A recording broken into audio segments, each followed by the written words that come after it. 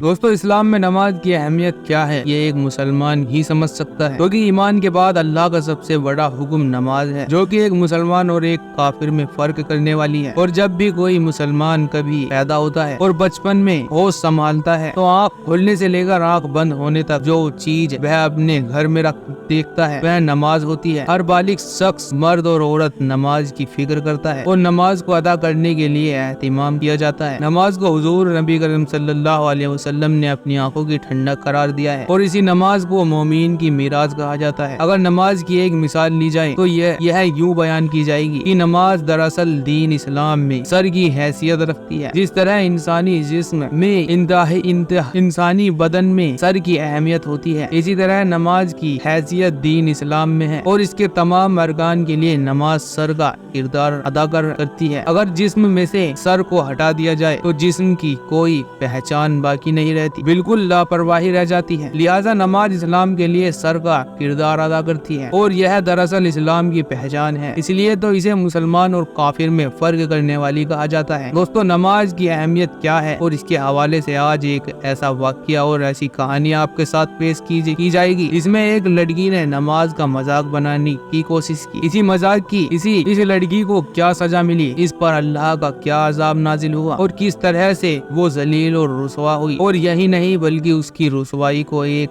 ہی وقت میں لاکھوں لوگوں نے بھی دیکھا ہے۔ دوستو ویڈیو میں آگے بڑھنے سے پہلے ہم آپ سے یہ بھی بتانا چاہتے ہیں کہ آپ ہمارے یوٹیوب چینل انس منی ولاگ کو سبسکرائب کر لیجیے۔ تو چلیے واقعے کو شروع کرتے ہیں۔ دوستو کئی مقام پر ذکر کیا گیا ہے، اگر نماز کی بات کی جائے تو 700 مقامات ایسے ہیں جہاں پر اللہ نے نماز کا ذکر کیا ہے، اور نماز کی اگر حکم کی بات کی جائے تو ایسے 80 مقامات ہیں جہاں پر اللہ رب العالمین نے زور دے کر نماز کے حوالے سے یہ حکم دیا ہے کہ نماز کو قائم کیا جائے۔ اس کے حوالے سے چند قرآنی آیتیں اور حدیث آپ کے سامنے پیش کیے دیتے ہیں۔ سورہ بقرہ کی آیت نمبر 47 کا ترجمہ یہ ہے کہ اللہ رب العالمین فرماتے ہیں اور نماز قائم رکھو اور زکوٰۃ دیا کرو اور رکوع کرنے والوں کے لیے ساتھ مل کر رکوع کیا کرو۔ پھر اللہ رب العالمین کا ارشاد ربانی ہوتا ہے۔ ایک اور جگہ ارشاد ہوا کہ بے شک میں ہی اللہ ہوں، میرے سوا کوئی معبود نہیں، تو تم میری عبادت کیا کرو اور میری یاد کی خاطر نماز قائم کرو۔ یوں دوستو قرآن کریم میں نماز کے حوالے سے جو اللہ نے دیگر مقامات پر بھی حکم فرمایا ہے اس کی تفصیل آپ کو بتاتے ہیں۔ اب اگر حدیث کی بات کی جائے تو حدیث میں یوں آتا ہے کہ نماز اسلام کا ستون ہے۔ چنانچہ حضور نبی صلی اللہ علیہ وسلم کا فرمان ہے کہ اسلام کی بنیاد 5 ستونوں پر ہے۔ سب سے اول کلمہ کی گواہی دینا، یعنی یہ گواہی دینا کہ اللہ ایک ہے اور نبی کریم صلی اللہ علیہ وسلم ان کے رسول ہیں، یوں کہ اللہ رب العالمین کے سوا کوئی معبود نہیں اور کوئی عبادت کے لائق نہیں، اور نبی کریم صلی اللہ علیہ وسلم اللہ کے آخری نبی ہیں۔ اس کے بعد نماز قائم کرنا، زکوٰۃ ادا کرنا، حج کرنا اور رمضان کے روزے رکھنا، یہ تمام اسلام کے 5 بنیادی ستون ہیں۔ یہ 5 رکین اگر پورے ہو تو ایمان کی عمارت کھڑی ہوتی ہے، اور یہی 5 رکین دراصل ایمان کے بڑے اصول ہیں۔ اس کو آسان طور پر سمجھنے کے لیے اسلام کی مثال ایک خیمے کے ساتھ دی جائے تو زیادہ آسان ہو جائے گی۔ یوں سمجھے گی اسلام ایک خیمہ ہے جو کہ 5 لکڑیوں پر کھڑا ہے، جس میں کلمہ شہادت درمیان کی لکڑی ہے، جس میں انسان یہ گواہی دیتا ہے کہ اللہ رب العالمین کے سوا کوئی عبادت کے لائق نہیں، کوئی معبود نہیں، اور نبی کریم صلی اللہ علیہ وسلم ان کے بندے اور آخری رسول ہیں۔ اس کے بعد دیگر تمام ارکان نماز، روزہ، زکوٰۃ اور حج اس خیمے کی چاروں جانب کی 4 لکڑیاں ہیں جن پر یہ خیمہ کھڑا ہے۔ اگر بنیادی لکڑی یعنی کلمہ شہادت کو ہٹا دیا جائے تو یہ خیمہ کسی صورت کھڑا نہیں ہو سکتا، اور اگر بنیادی لکڑی تو موجود ہو لیکن چاروں لکڑیاں میں سے کسی ایک لکڑی کو ہٹا دیا جائے تو خیمہ کھڑا ہو جائے گا لیکن اس جانب سے جھکا رہے گا جہاں پر وہ لکڑی کی جگہ کھلی ہوگی۔ یوں اس مثال سے اسلام کے 5 ارکان کی اہمیت واضح ہوتی ہے، لیکن ایمان کے بعد جو سب سے زیادہ اہم اور جس کے متعلق سب سے زیادہ پہلے سوال کیے جائیں گے وہ رکن دراصل نماز ہے۔ دوستو نماز کتنی ضروری ہے یہ تمام چیزیں ہم نے حدیث اور قرآن کی مثال سے واضح کر دی ہے۔ حضرت عبداللہ بن مسعود رضی اللہ عنہ فرماتے ہیں کہ میں نے اللہ کے محبوب سے پوچھا کہ یا رسول اللہ صلی اللہ علیہ وسلم سب سے محبوب عمل کون سا ہے، تو ارشاد فرمایا کہ نماز۔ میں نے پھر پوچھا کہ اس کے بعد، تو بتایا گیا کہ والدین کے ساتھ حسن سلوک، اور میں نے پوچھا کہ اس کے بعد، تو اس کے بعد جواب ملا کہ والدین کے حسن سلوک کے بعد سب سے زیادہ محبوب عمل ہے وہ ہے جہاد،